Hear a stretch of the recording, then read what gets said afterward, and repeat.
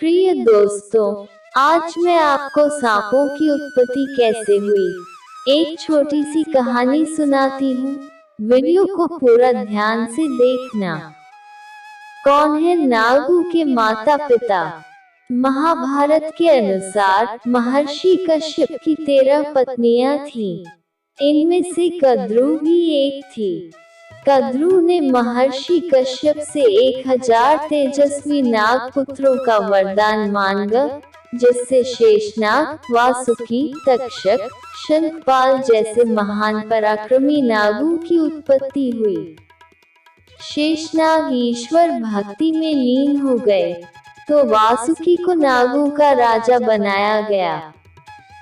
जब कद्रू और विंता में लगी शर्त, महर्षि कश्यप की एक अन्य पत्नी भी थी, जिनका नाम विंता था।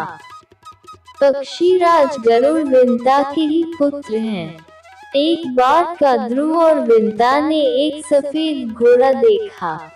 कद्रू ने कहा कि इस घोड़े की पूंछ काली है, और विंता ने कहा सफेद। कद्रू ने कहा कि अगर इस घोड़े की पूंछ काली हुई तो तुम्हें मेरी दासी बनना पड़ेगा। विंता ने शर्त मान ली। कद्रू ने किया छल। शर्त जीतने के लिए कद्रू ने अपने नाग पुत्रों से कहा कि तुम सभी अपना आकार छोटा करके घोड़े की पूंछ से लिपट जाओ, ताकि उसकी पूंछ काली नजर आए, और मैं ये शर्त जीत जाऊं। कुछ सांपों ने ऐसा करने से मना कर दिया, जबकि कुछ ये बात मान गए। इस तरह कद्रू ने ये शर्त जीत ली, जिससे विंता उसकी दासी बन गई। गरुड़ स्वर्ग से लेकर आए अमृत।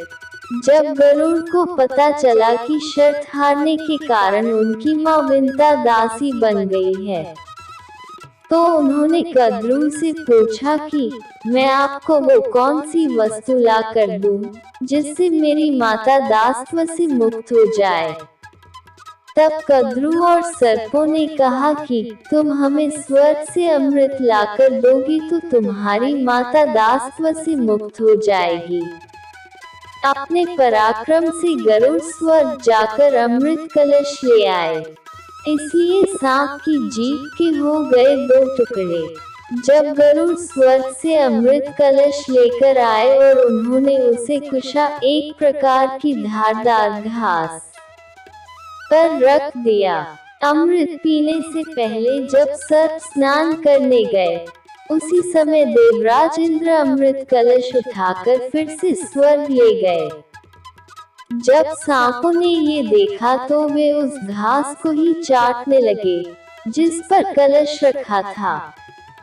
वो घास बहुत धारदार थी, जिसे चाटने से सांपों की जीभ के 2 टुकड़े हो गए। कहानी कैसी लगी? वीडियो को लाइक करना और चैनल को सब्सक्राइब करना।